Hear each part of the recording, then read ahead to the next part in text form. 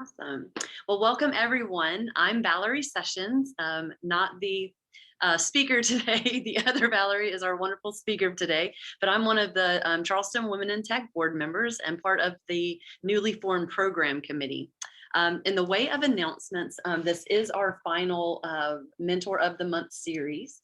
So I'm excited to have our 6th one. They've been wonderfully attended and we've learned so much from them. I'm a little sad that our series is over. We had planned to have kind of a wrap up in April where everyone could get together and we could have a big party. We still will, it just won't be April. So big party to be continued. So it will happen. So be on the lookout for that. But what we would like to do is gather any success stories. So at the very top of the chat, you will see my contact information for my email address, bsessions@cshuniv.edu. If one of the mentors of the month or the speakers really spoke to you and you had some kind of success story you'd like to share with us, we would love to share it with the mentor herself, and then also kind of gather those stories for the future. So please take that opportunity and email me your success stories. Tonight, we have our book club for Charleston Women in Tech and Charleston Girls in Tech. We're reading Broadband by Claire Evans. This is our 2nd meetup for the book club, but if you're not behind, do not worry. Or if you haven't bought the book and you haven't read the book, it's completely fine. You can still make it, and we would love to have you tonight. That's also in the meetup section. Girls in Tech is also having a tech talk on March the 24th at 5 o'clock with Noah, where they will talk about women who are women in tech who are helping our coast and all the data analysis and software programming for that. So please, if you have any young ladies in your life that you think would benefit from that, reach out. Again, it's March 24th. And then finally, in terms of announcements, our newsletter just came out through Meetup. If you scroll back through the chat, you'll also see different Slack channels where you can volunteer to be a part of all the awesome things that are going on with Charleston Women in Tech. So if you want to be a part of this mentor series next year, you want to help lead that, please reach out to the contact person for that, or if Girls in Tech or any of our meetup opportunities and volunteering opportunities. So please take advantage of that. We would love to have your help and your expertise. So without further ado, I'm going to turn it over to Valerie Warnock. Valerie is the Executive Director of Talent for Geocent. So she's been there since 2013. She does the nationwide recruiting for all of their Geocent family. So not just here in Charleston, but everywhere that Geocent has a presence. She's a certified professional in human resources with over 15 years experience in this. She moved to Charleston from Boston, which I thought was fascinating. I know you're liking the weather now down here. And then also worked at PeopleMatter for a while. She's an Ohio State grad. And she volunteers, as you can read in her bio there, she volunteers for every single organization that has ever existed in the Charleston community. So I'll just sum it up that way. So anyway, thank you so much, Valerie. Go right ahead. Thanks, Val. I was trying to update the chat, so I'm going to just not deal with any of that. It's all you guys. So, well, I appreciate the introduction. There you have it. Nothing else additional to share really, other than in terms of volunteering events. I am extremely active in the community. This past year has been an odd one, but there's still quite a few things that are going on. And so I'm encouraged to see so many folks from, Charleston Women in Tech, but I also see that we've got some people from Women in Defense and some of the other organizations joining as well. Somebody has a Charleston Engineer Joint Council logo. So, so it's great to just see a lot of the different organizations getting together and spending time to learn about things. So one of the things in terms of housekeeping items, the chat window is going to be open. I'm going to try to keep track of those things. I think Val and Nina are too.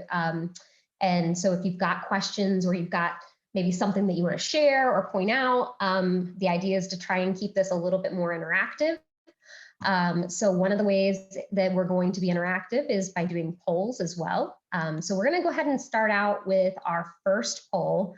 And so I am going to launch that now. I believe on your screen, you should now see the poll.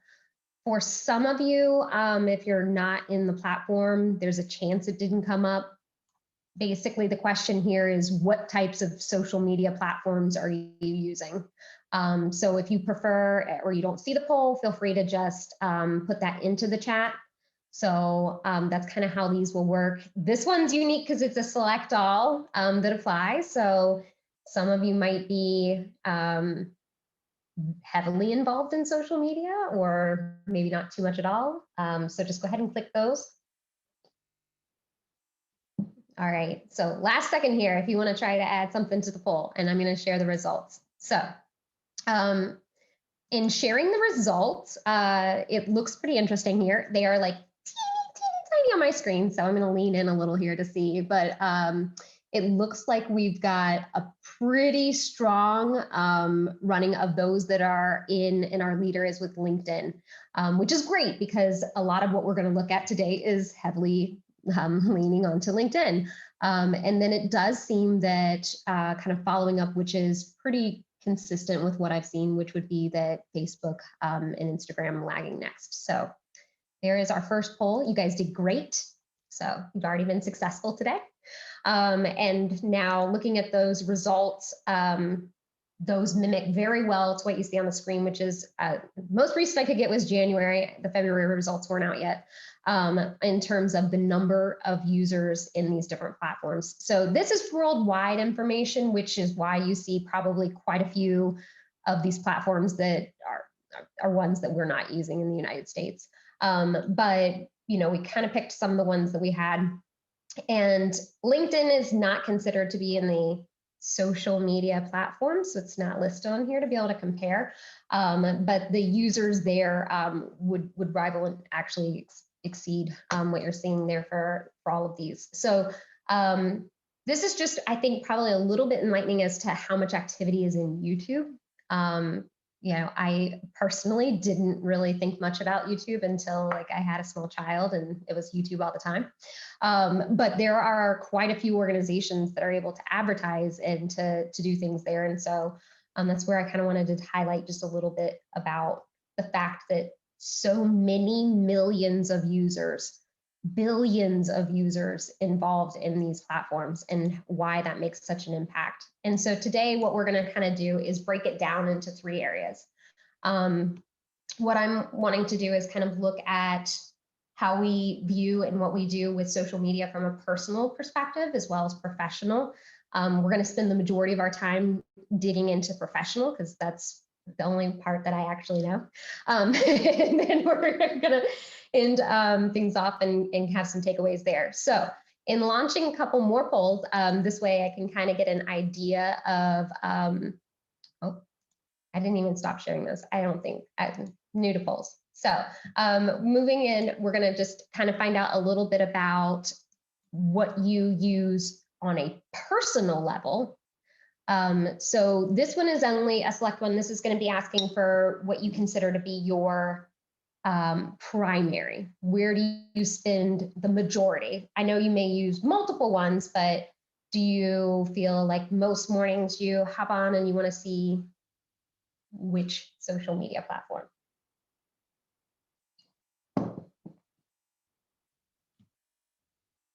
All right, I'm going to give you one more second here to add in. We have a few less people wanting to commit to their personal side here, but we're going to share these results. I was also not sure what type of you know, generation users we were going to have in here, and I think that across the board, Facebook tends to win on a lot of those things. So I wasn't surprised to see that here. I do love that some folks are spending their primary time in Reddit. Such an interesting resource. And, you know, I will say, I got to figure out how to stop sharing so they don't come on your screen. So one of the things that I noticed for myself is that it's hard for me to pick kind of where my personal level is. And so let me see here. I'm going to skip over and we're going to hop in here. And Val, I don't know if you can help me out. I cannot get the poll to close. but I'm just going to skip into the third one and hope that that helps. So now we're going to move into the professional side. So thinking about professional, there's probably not too many options here that you're going to pick. So feel free to add some of those into the chat if you're interested. Because I know that there are some other professional sites that you might be spending more of your time in. All right, one more second here. We're going to end that one as well. So as I kind of anticipated, most folks are spending their time in LinkedIn. What did we get in the chat, since I'm trying to get these to close off of my screen? Any responses there as to other platforms we're using? Meetup, yeah, that's a good one. And I guess it's in borderline. So, and I wouldn't be surprised, yes, with a lot of the technical folks seeing GitHub being in there as kind of the go-to professional site. So one of the things that I want to kind of cover is kind of how employers are viewing those as well, and talk a little bit about whether or not you've got a strategy towards social media. I think a lot of times people think that that's more of a business needs to do that, or it's, you know, considered part of the marketing team and they come up with a strategy and everything. But, or if I'm a social media influencer, maybe I have a strategy. But honestly, every person should consider what their strategy is towards social media. And so I'm going to do one more poll, and then we're going to get diving in and aren't going to do any for a little while. So, and look, I shared this. So I'm curious to see now how many of you feel like you have some sort of strategy. And so here I'd like to just capture if any of you are doing that on your own or not. So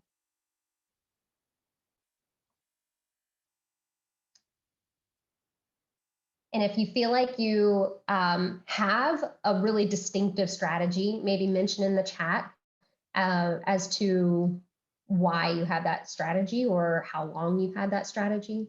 So I'll give you just a second here to. All right, so most folks don't. So at least I will, I won't feel like I'm the only one that didn't think about this ahead of time until this presentation came up. So, all right, so talking a little bit about that idea, I will hop in and we'll kind of discuss the importance of it from not only the employer's view, but all those are little poll reminders for myself because I'm terrible about remembering this. So when you saw those, that's what those were going to be. So talking to the personal side, social media has been an interesting presence, I think, in my professional side, but as more of a stalker. So I'm kind of more of a cyber stalker from all of my years in recruitment and otherwise. And so I feel like a lot of the stories that I've gathered are from an HR perspective or a recruiting perspective, but it involves people's personal profiles and personal information and their side of things. And so one of the things that just over COVID happened was that I was privy to a story, and I have to try and always make sure I balance what I can say and not say to give things away, because I've learned you can pretty much figure out anything. But instances when a lot of the Black Lives Matter movements came up, there was probably what you guys had seen, which was a lot of people getting and doing cyber attacks. And I saw an employee basically get called out by one of these groups. So they were involved in a gaming group, just, you know, normal Facebook group, and they talk about gaming and whatnot, but that entire group started to use a lot of slanderous words and to like call out different individuals and things. And so this employee was a part of that group, and the next thing they know, which I will say the person was probably at fault, so I can't say that it's the wrong thing to happen, but it's somewhat surprising because they weren't specifically naming another person or saying anything that was against a policy. But South Carolina, since most of you are here, is a employer friendly in the sense of an at-will state. So when they were involved in this gaming group, people sought them out and reached out to their employers and provided screenshots from Facebook, and those employees were all fired. They're not my employees, so I feel like I can talk about it. but that's like just because of sheer correlation with a Facebook group. And so sometimes I think we don't consider the reaction of like liking something, or it gets so quick, it's so simple to just like something and maybe forget about who's posting it and what does that person who posted it believe. And so that's a personal perspective. And that's something that's not involved in the workplace, nor did it violate any specific policy. It was just completely, this is not a representation of the kind of company we are, and we don't want to get involved in the middle of whatever's going to come out from this. And they made that decision, whether right or wrong, but that was a decision that was made. Similarly, this is like the third instance that I've come across in just the past probably couple of years of time theft on Instagram. So many times people post, and they're real posts, they're real time. There's, it's live feeds, it's Facebook streaming. I have not seen a Facebook live feed of this happen, but I have definitely seen the Instagram ones come across where an employee says that they are working and those are on billable hours, or they have said that they were sick and they've used specifically sick time or extended illness time or whatever it might be. And then they're posting on Instagram about, hey, I'm at the beach with my friends. Oh, are you? Click. It's like, those are real timestamps, and that information can be tracked. And there's also way, way too much creepiness when it comes to geolocations and such. So, you're being monitored at all times. So that's something to consider as well. It's hard to believe that anybody has the time to follow all of it, but I usually say if you're already on someone's radar, that is when you absolutely have to be extra cautious. So in general, social media is pretty much can be a safe place, but if you're doing something wrong, you should be aware that it could get caught. So, and I know a lot of times it really does come down to what kind of culture you're at with your organization or within the time frames that you have to work and those, but these are usually pretty blatant instances when something like this would happen. But it's just to kind of remind us that our personal information is out there. And even though we consider that platform, Instagram to be kind of a sacred space, it can easily find you into trouble. So really, I guess mostly you should probably have those things, don't let your boss follow you. So is good there. And then this story is definitely a random one that doesn't pertain to any particular type. And it lends, I think, more into the employer's perspective. But when I say like a stalking type aspect, I mean, I feel as though I could like stalk someone in probably a creepy way, because this example, once upon a time, my husband worked at a restaurant, and the only time I really got to see him, I would bring my laptop in and sit at the bar and work and just hang out for hours on end. And a gentleman sat beside me and said, Val, or, hey, how's it going? And I missed his name. I didn't pay attention because I don't really engage necessarily when we're talking. And so the next thing I know, he won't tell me about what he does for work. I was like, ooh, this is intriguing. You've caught my attention. I want to know what you do. So instead of just kind of pushing further and asking, I start talking to him about, the safe things, the weather. We're talking about, there was a hurricane or a big storm that had come through. So there was a lot of flooding in Charleston. So he's talking to me about the flooding issues that he's having. And he's talking to me about this home on Kiowa where he lives and what he can see from his yard and all this. So of course I'm on Google Maps zoned in, I'm looking around keyword. What does this look like? Okay, where could he be living?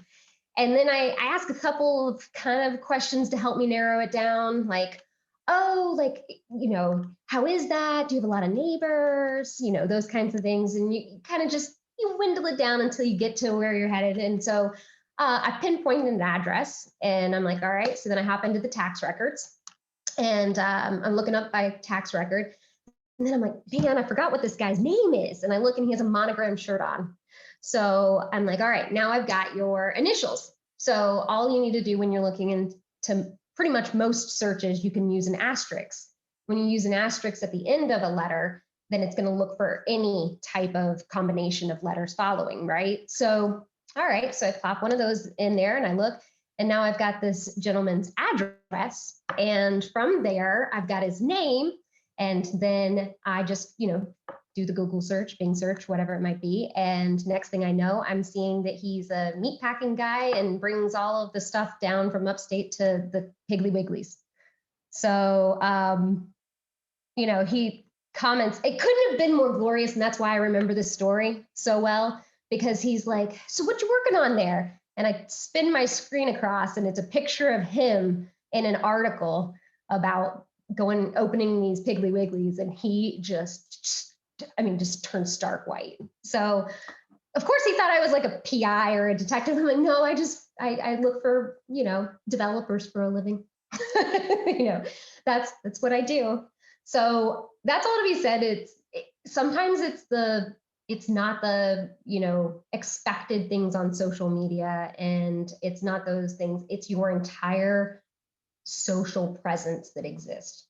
So there are always going to be times where you're in a meeting or you've signed up for that meetup. Now your name's as an attendee in this meetup, right? So it's like there are so many places where your name can be hiding out and can be found. It's also bizarre how many times we find people's like baby showers and wedding showers and all those kinds of things.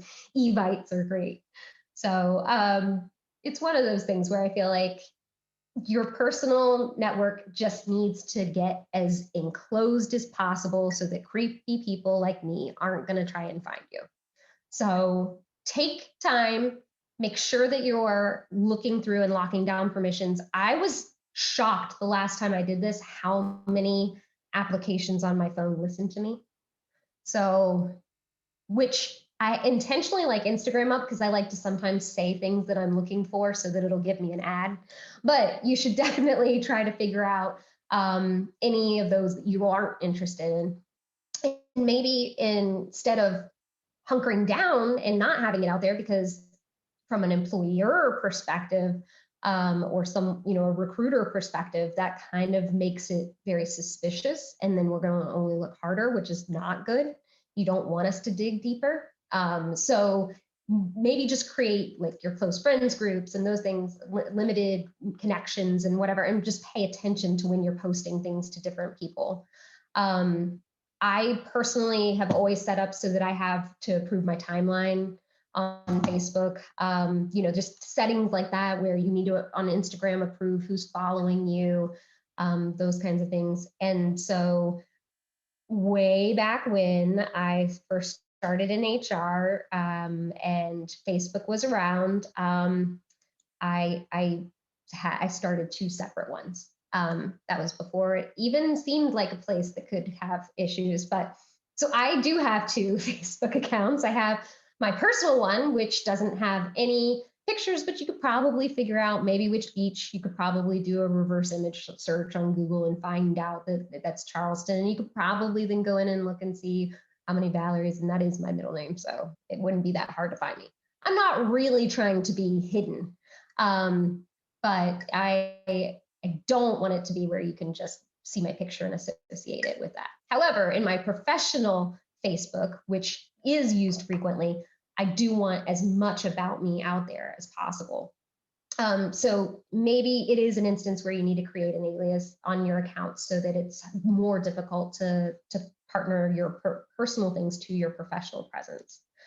So that's it on the personal side. I'm going to dig back in and head over to the professional because I think that's what most folks are here for. So talking to LinkedIn, I believe I've definitely heard a lot of the things of like, oh, LinkedIn, it's going to go away and the services are worse and and all sorts of, kind of negative interpretation of what's going on with LinkedIn. But the numbers you guys saw prove it's not going anywhere anytime soon. There's billions of users, and it is the predominant place for employee and recruitment staff to find employees. So I'm going to switch and I'm going to just show you guys a couple of different profiles. We'll kind of walk through and talk through a few of them. I wanted to just pick people off of this presentation and but instead I found a list of ones where they've already been named as people on an article. So like, then there's nothing odd about going through and looking at them. But so some of the things that we want to kind of cover are going to be talking about the summary sections, getting in and discussing whether or not recommendations make sense, what types of things go into community involvement and why. There are these like LinkedIn tests and things that exist now, going through those. And so just want to show you some of those profiles and touch base on those. So let me bring those over here. I think they might be on this other screen. So our first one, if we look at this, is it still showing my screen? Can we see James Allen Natch? Awesome. All right. So this gentleman was called out for his summary. So much like a resume, a summary is sort of a subjective thing, right? So do I find that this summary is the best summary ever? I don't know. Is it good? Yes. What are some of the things that I kind of call out on this? So feel free in chat if you see something where you think, yes, this is great or not great or whatever, or you've got a question on it, chime in. Some of the things that are good, using sort of that native language, referencing themselves, being able to talk about not only what they do professionally, but the fact that he's doing coding at home, like it's a passion, it's involved in these different things. A lot of times these keywords are critical, right? So it's nice to kind of have them list out. It is not nice to list them in a giant, thing where then I've got all sorts of scrolling going on. It is good to kind of keep them in reference as to what types of languages they are. And such. So, he's done a good job from that perspective. Also in creating sort of a storytelling timeline of his experience, right? So we've got that. And let's go ahead and we'll scroll here. Kind of new, we've got the little hiring banner. So I think probably some of you, if you haven't seen it, there is a looking for work, looking for opportunities one. So if you are currently looking, a little green banner will show up. So, that's nice because it's easy for people to quickly, that visual cue that you're looking. And so I don't even remember why I was looking at this one, but we'll look through hers. So some of the things that stand out following the organizations that are in the realm of interest. I feel like she could give out a few more recommendations, even things up a little bit. But here we've got some experience on volunteering. So one of the things that I think often happens is how quickly your LinkedIn information can become dated.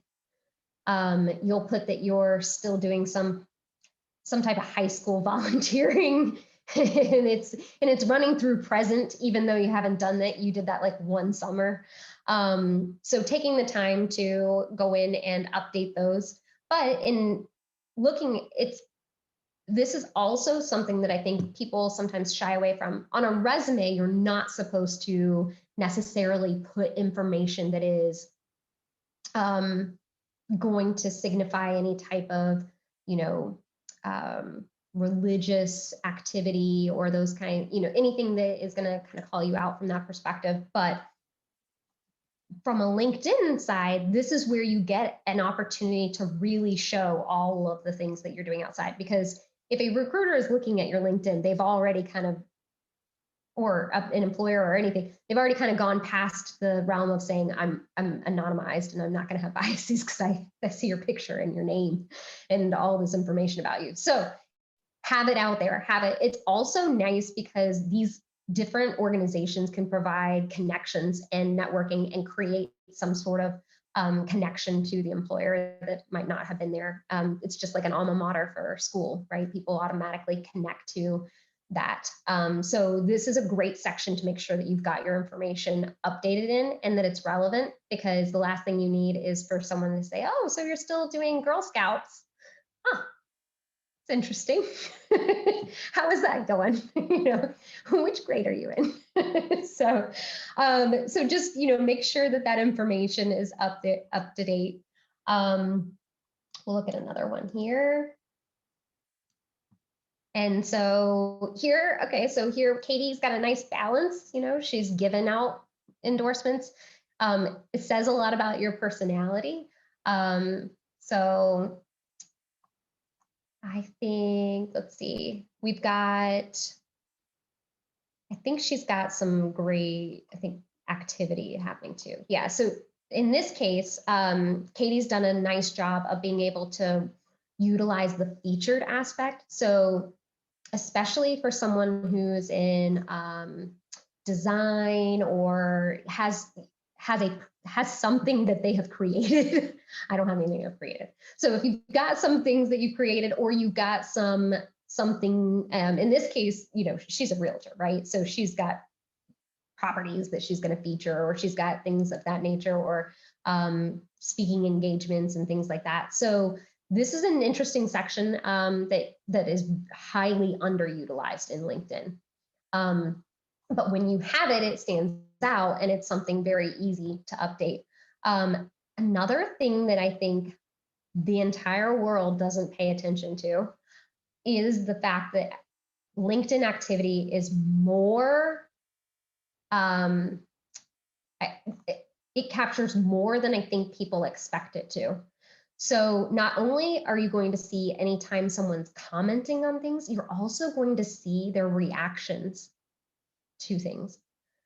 So when I spoke about making sure you know the philosophies of the people that you're liking and whatnot, if you're consistently liking posts of racists, you could find yourself in a situation where that has been assumed of you because you continuously do that.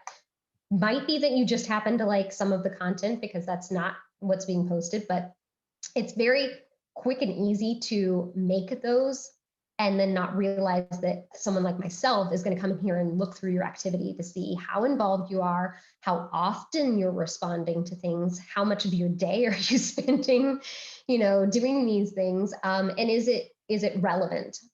So I think that's another one to kind of chime in on.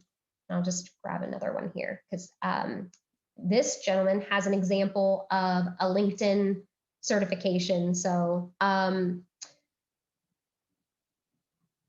these have not become meaningful yet from a recruiting perspective. And I think that LinkedIn has done an excellent job of of marketing out that they are. So I don't know how many of you have actually seen or considered, but they're pushing you to take these tests and to have these certifications.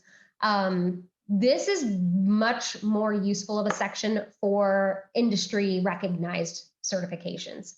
So if you're going to spend your time updating and doing this section, make sure that you have a couple of relevant certifications from an industry recognized one. So, here, yes, get that in there, make sure it's there. And those are another area where you want to make sure that you have your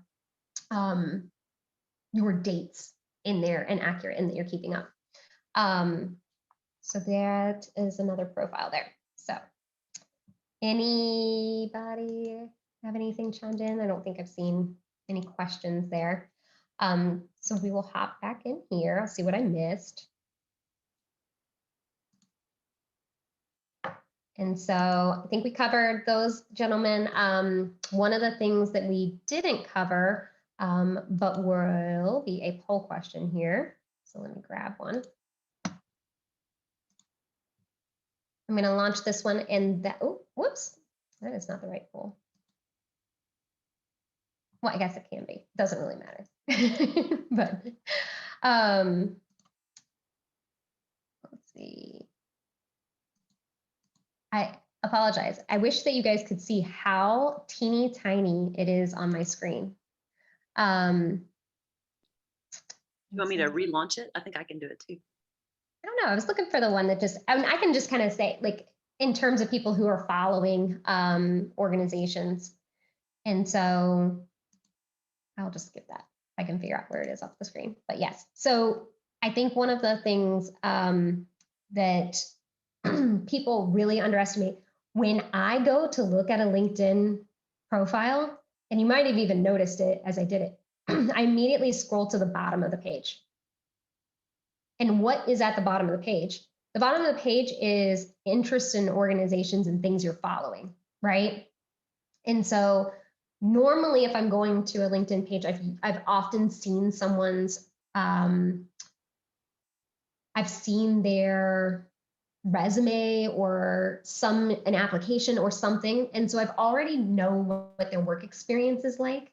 And so one of the things that I do is I scroll to the very bottom because I want to learn about the person involved with that and how much activity they have that's not on their resume. And one of the easiest ways to see that is their involvement by who they're following and what they care about, mostly because that's a way of seeing what the content is. And I see that we've got a chat question here about rejecting candidates on their social posts and profiles. So technically, I think I'm not supposed to say that I've ever done that because, you know, that's like one of the golden rules of recruiting is that you can't. But I have found instances where someone has lied on their resume because of information that I have seen in a post. And then I have gone and asked questions about the resume and caught them in the lie. So that is a wonderful question because that brings an excellent point of making sure, well, first of all, you shouldn't be lying on your resume, but I know people embellish and they're courteous, they show them best stuff. So, but just at least if you're going to embellish yourself on your resume, just do it in LinkedIn too, you know, so make sure those things match. But I think the biggest thing there is what I'm talking about with like timelines and things. I didn't even know. I actually had seen that they had a certification listed on LinkedIn, found out they were lying on LinkedIn. And so, and that was a requirement of the position that I was filling at that time. So can I ask you a question? Because yeah, as it goes to have you rejected candidates due to social media posts, profiles, et cetera, it's a big thing right now, or it was just in the last year with social media where people are getting terminated because of what's on people's profiles and things like that. So accurately, I don't know if it's you can't say no or yes, I have rejected candidates because of it, because realistically, it's all in the forefront where you've got people getting fired for things that they wrote on there. So as a recruiter, as a chief of staff or somebody looking at a position, it's the same thing that happens with college students. They are getting rejected or not getting selected for a school because of what's on here. So is it, you know, is that your golden rule that you don't share that? I mean, that you wouldn't provide that information? I mean, I'm not saying tell them, you know, but I'm saying in the forefront where you're talking to HR, other HR representatives and things like that, is that just your golden rule that you won't say that you chose Yeah, not to. I mostly mean from like a legal perspective. I don't want to comment on that. This is being recorded. So, I understand that, but it's being Sir, recorded you're and absolutely right. It's a reality that exists. Like that's what that example of the person in the Facebook group, I mean, they got terminated from their job. So it happens. I mean, people are going to make those assumptions. I think that the rule is more so that you always want to investigate things, right? Or have multiple sides of the story, or have another point of reference. Because none of these things should ever be done exclusively. But I can't say that every person, every employer, every recruiter, and all of those things don't have biases and don't have actions that aren't accurate or legal or ethical or otherwise, right? So you're not, hopefully that comes out, because you don't want to work for an employer that's that way. But at the end of the day, the assumptions can be made, and that's, it makes an ass of you and me. So we don't want to do that. So no, that's good feedback. I like that a lot. So one of the other things that I wanted to kind of touch on, and I think we talked a little bit about there, was those keywords that existed. And so I know for myself, I haven't had to spend as much time doing it, but I would be curious to know how many of you feel like you're providing meaningful content on a social media platform. And so meaningful can have different,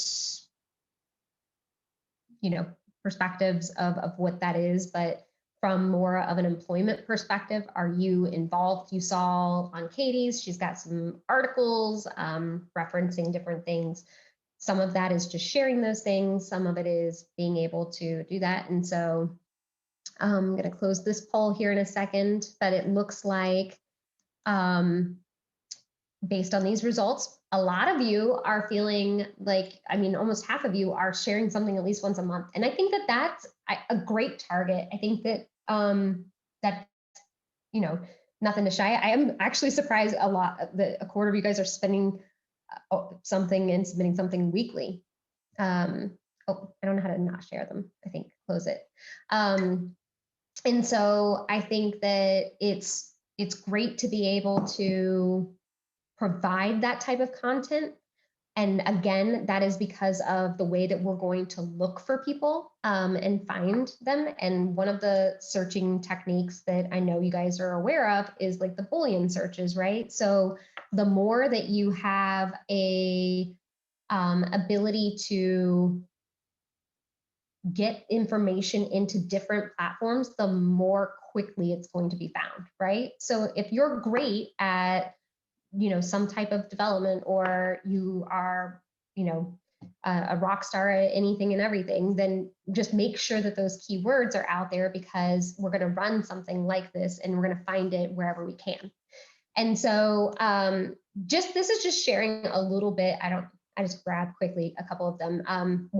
The top one is obviously for more of a development position, as a full stack position. And then below is something that I don't think people would expect, but like if you were looking specifically for a veteran for something. And so I know a lot of organizations are looking for veterans or active military for different reasons. And so this is just where I think it's interesting how you represent your information is like, what is it, K8s, right? Like Kubernetes, right? So it's like one of those things where which way do you want to indicate how you're going to do it? If someone's good at looking for you, they're going to put multiple ways to do that. But if it's someone who's just kind of hopping out and looking and just running a quick search, or they're just clicking a button to find something, they're not going to necessarily put in multiple versions of how that's spelled. But if you can, in your content that you're sharing, or if in like the way that you're putting a phrase onto something, then you're going to have that come up and be something that is able to be found. So, all right. So then this one is sort of social. I think this all falls into the presence. I'm asked about, and it looked like a lot of you are involved in like different technical sites, ask me sites. The other thing that I've often gone to is, right, to see what kind of activity you've got in those. Have you created a reputation for yourself? Are you giving back to your technical community by helping to answer questions, not just find answers to questions? And so a lot of these different sites, you have an opportunity to stand out and to show your involvement across those. So I think it's good just to kind of remember that your social presence isn't just like the top 3 that people think about. It's across all sorts of different platforms. And there are also ways where you can create and generate meaningful content and have that out there, and a quick search is going to be able to find that for you. All right, so the last topic that we're going to cover is legacy. And so I think that something that often doesn't get touched upon with social media and your presence is what gets left behind. Social is very much a footprint. And so I felt like this was a topic because very often, probably at least maybe once a month or something, I see dead people in all sorts of social media. So that is a reality. I'm going to ask one more poll here, and it should be my last one. So launching this poll, and I know it's a little morbid, and this went maybe a morbid way, but I'm going to turn it back around. Don't worry. So how many deceased individuals do you believe there are on Facebook? So I'll just give it another second here. And it looks like because there was the way that I set up the questions, I assumed most people would answer C. So that doesn't surprise me at all. But the correct answer is that there are currently, as of the end of last year, just over 30 million deceased profiles on Facebook. So that's a hefty number. And that is something that's going to continue to grow. And at some point, I don't know, there's all sorts of predictions about when that goes in the next phase. But I think the important thing is considering the fact that everything's there. I look back and I'm like, oh my goodness. I remember when Facebook came out and, you had your digital camera and you plugged it into your computer and put every single picture from the crazy weekend up on Facebook. They're not even good quality, nobody cares. And now it's so easy to edit and make great looking things. And so am I gonna want my kids to go and see all of those pictures and think, so that's what grandma was like? I don't know, maybe, but it's more than just thinking about it in this moment, in this now. It's thinking about what kind of legacy you're leaving. And you might decide that you want to kind of keep that. I mean, it's a part of your history. It's who you are. And so sites are starting to recognize this. LinkedIn, from the Microsoft purchase, it looked like they had considered actually creating like the memorial site, right? So it's not something that they've released or anything, but that's the idea of having that kind of kept in there. I mean, it's so much so like it is difficult sometimes to remove them. So it is great that they are recognizing that there needs to be ways to come down. But from the efforts that I have seen towards removing your profiles in these platforms, you can imagine how difficult it is to remove information that you don't want there. So it's crazy because it's there, it's out there, and it's going to stay there. And so in wrapping up these, just want to kind of give you some takeaways and things that you can take as action items from there. Consider doing some spring cleaning. Like, it's that time of year. Just hop in, look at your social media, go into your settings on your phone to see what apps are secretly listening to you and change those things. Maybe look around to see, like, do you have some old accounts that you can kind of just close off and not have to think or worry about, because in years from now, is someone going to be thinking of that? We talked obviously about representing yourself in a professional way. So considering the way to do that, one of the best ways to do that is creating meaningful content. I probably could have gotten very deep into like what kinds of things you can do for meaningful content, but it varies so much in this group, this audience. But I think that it's something that you need to consider.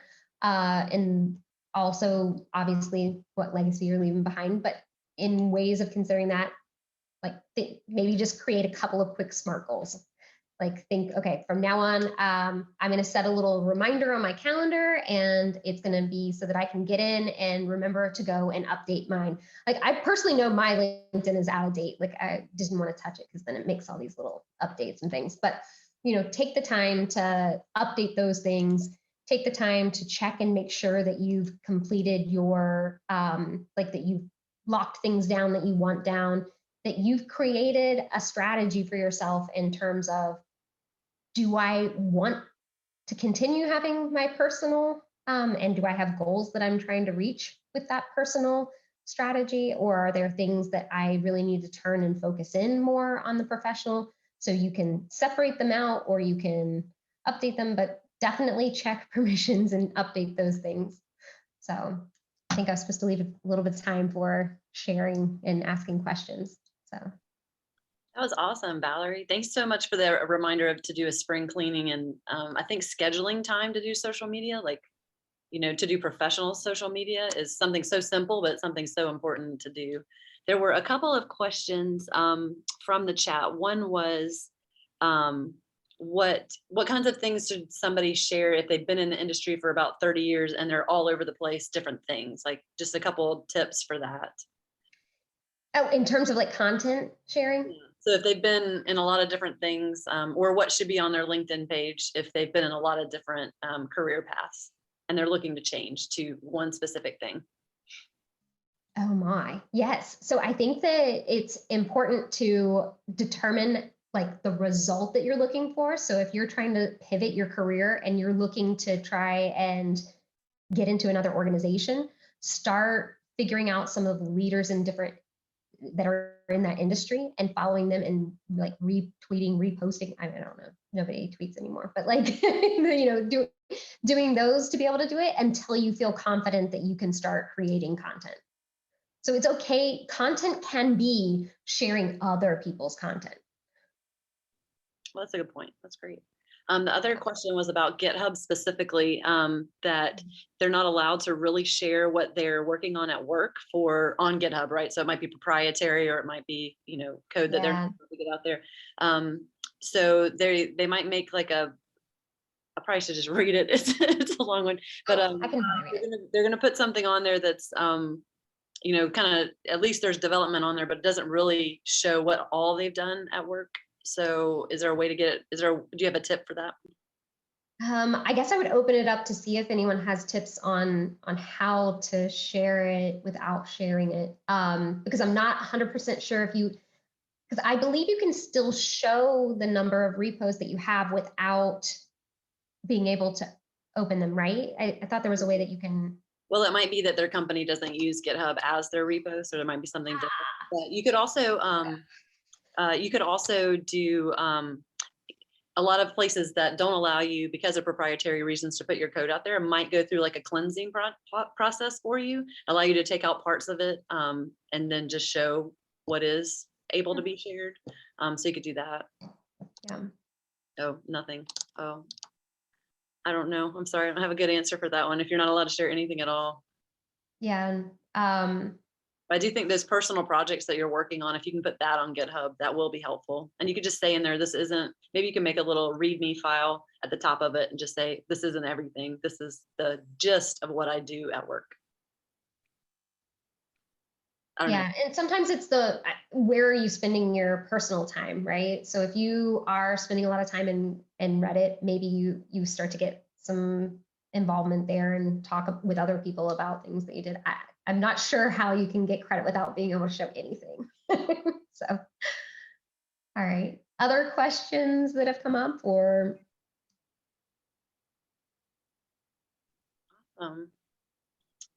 Well, that was great, Valerie. And then do you mind putting your thing in the chat or your contact in the chat too, if they have any additional questions? Absolutely. Awesome. Well, thank you, everyone. And we'll see you. I know there'll be a next one soon. And hopefully a big ending party to be continued when we will have our final get together. So thank you all. Thanks, Valerie. Thanks.